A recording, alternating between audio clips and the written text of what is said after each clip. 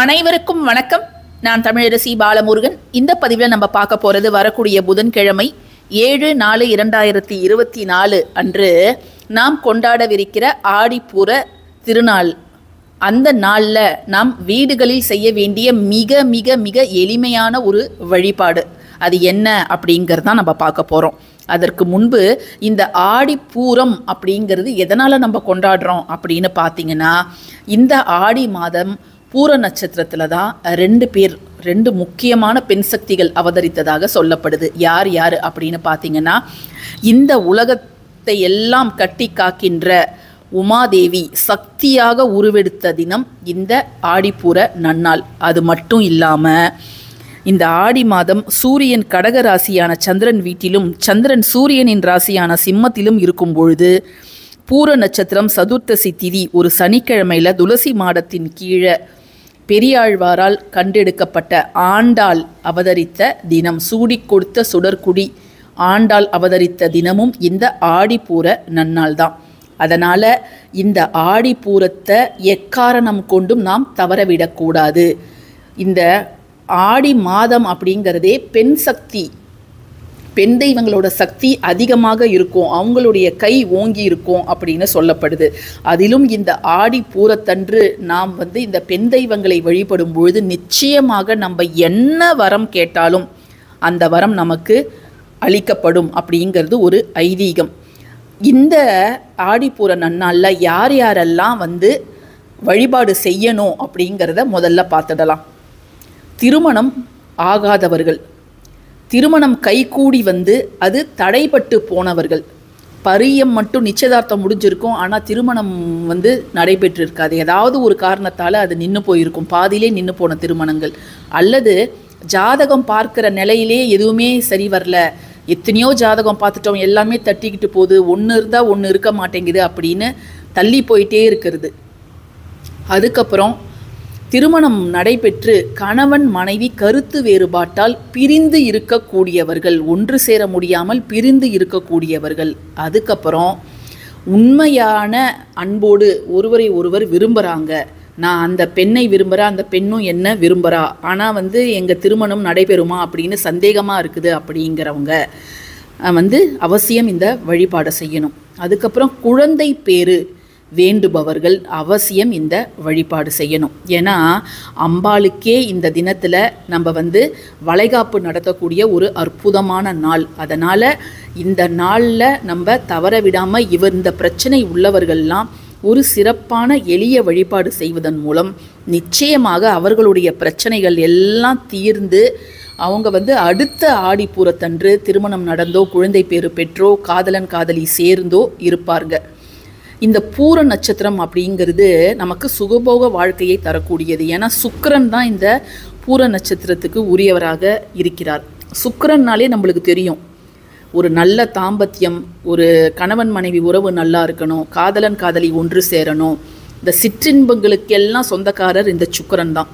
அதனால தான் சுக்கிரன் யோகம் வேணும் அப்படின்னா நம்ம இந்த நாளில் அவசியம் பூஜை செய்யணுங்க.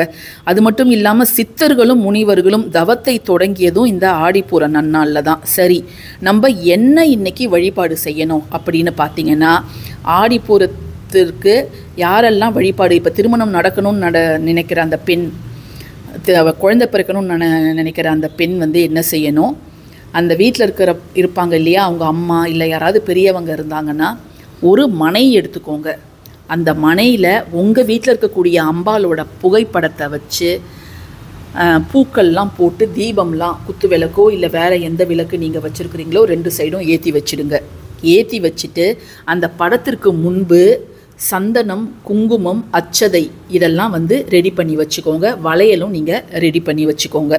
இது எல்லாத்தையும் நீங்கள் ரெடி பண்ணி வச்சுக்கணும். ரெடி பண்ணி வச்சுட்டு அந்த அம்பாளுக்கு நீங்கள் நலங்கு வைங்க. அந்த வீட்டில் இருக்கக்கூடிய பெரியவர்கள், இப்போ அந்த பொண்ணுக்கு திருமணம் நடக்கணும்னா அவங்க அம்மாவோ அவங்க சித்தியோ அவங்க பெரியம்மாவோ இல்லை அவங்க பாட்டி, அதாவது மூத்த சுமங்கலின்னு சொல்லுவாங்கள்ல, அவங்க அந்த படத்தில் இருக்கக்கூடிய அம்பாளுக்கு நலங்கு வைக்கணும். கன்னத்தில் சந்தனம், நெற்றியில் குங்குமம், கைகளில் சந்தனம், பாதத்தில் சந்தனம் குங்குமம் வச்சு வளையலையும் அந்த படத்துக்கு கீழே எடுத்து வச்சுடுங்க. நெய்வேத்தியமாக வெத்தலை பாக்கு பழம் வச்சுக்கோங்க. சரிங்களா? இப்போ நீங்கள் இதை முடிச்சிட்டிங்க. இதை முடிச்சுட்டு அந்த சுவாமி படத்தை எடுத்து, அம்பாள் படத்தை எடுத்து கீழே வச்சுட்டு அதே மனையை எடுத்துகிட்டு வந்து உங்களுடைய ஹாலில் கிழக்கு பக்கமாகவோ வடக்கு பக்கமாகவோ வையுங்க. அந்த மனையில் அந்த பெண்ணை, எந்த பெண்ணுக்கு திருமணம் நடக்கணுமோ, எந்த பெண் கணவனோடு சேரணும்னு நினைக்கிறாளோ, எந்த பெண்ணுக்கு குழந்தை பிறக்கணும்னு நினைக்கிறாங்களோ அவங்கள அம்பாள் அமர்ந்த அதே மனையில் அமர வைங்க. அமர வச்சுட்டு அந்த பெண் வந்து மனதார வேண்டிக்கணும், நீ அமர்ந்த இந்த மனையில் நான் உன் மடியில் அமர்ந்த மாதிரி நான் அமர்ந்துட்டுருக்கிறம்மா, என்னோட வேண்டுதலை நீ நிச்சயமாக நிறைவேற்றணும் அப்படின்னு அந்த பெண் வேண்டிக்கணும். அந்த மூத்த சுமங்கலிகள் இருக்காங்கல்ல, அவங்க வந்து திரும்ப அந்த பெண்ணுக்கும் நிலங்கு வைக்கணும். அம்பாளுக்கு செஞ்ச மாதிரியே அந்த மனையில் உட்கார வச்சு கன்னங்களில், நெற்றியில், கைகளில் சந்தனம் பூசி, கால்களில் சந்தனம் பூசி நிலங்கு வச்சு வளையலையும் அவங்க கைகளில் போட்டு விடணும். நிலங்கெல்லாம் வச்சு முடித்ததும் அந்த பெண்ணோட கையிலையும் வெத்தலைப்பாக்கு வாழைப்பழம் கொடுக்கணுங்க. அதுக்கப்புறம் அவங்க மனையிலேருந்து எழுந்திரிச்சிட்டு அந்த மனையை ஒரு சுற்றி வந்து பூஜை ரூமில் போயிட்டு அந்த அம்பாள்கிட்ட அந்த வெத்தலைப்பாக்கு பழத்தை வச்சு மனதார வேண்டிக்கலாம். ஒருத்தவங்க நிலங்கு வச்சா கூட போதுங்க. இல்லை எங்கள் வீட்டில் 3 பேர் இருக்கிறாங்கன்னா ஒற்றைப்படையில் பெண்கள் வந்து அந்த குறிப்பிட்ட நபருக்கு நிலங்கு அப்படிங்கிறத வைக்கணும். இதை மட்டும் நீங்கள் செஞ்சு பாருங்கள். நிச்சயமாக உங்களுடைய வேண்டுதல் எதுவாக இருந்தாலும் அது நடக்குங்க.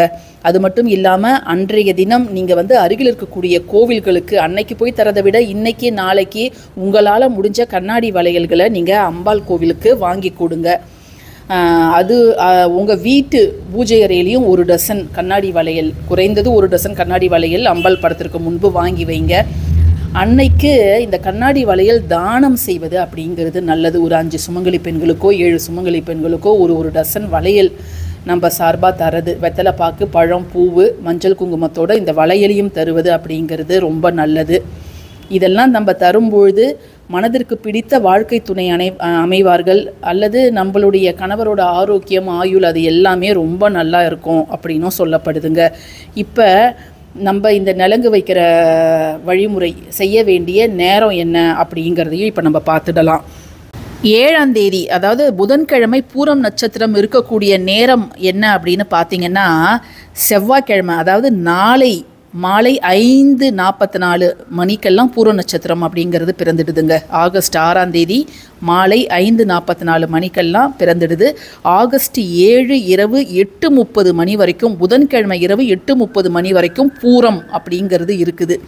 ஸோ அந்த முழுமையான பூரம் நட்சத்திரம் இருக்கக்கூடிய நாளில் தான் நம்ம இந்த வழிபாடை நம்ம செய்யணும். அதில் முக்கியமான நல்ல நேரம் அப்படின்னு பார்த்திங்கன்னா அமிர்த காலம் வந்து மதியம் 1:21 மணி முதல் 3:08 மணி வரை, அது வந்து நல்ல நேரம்.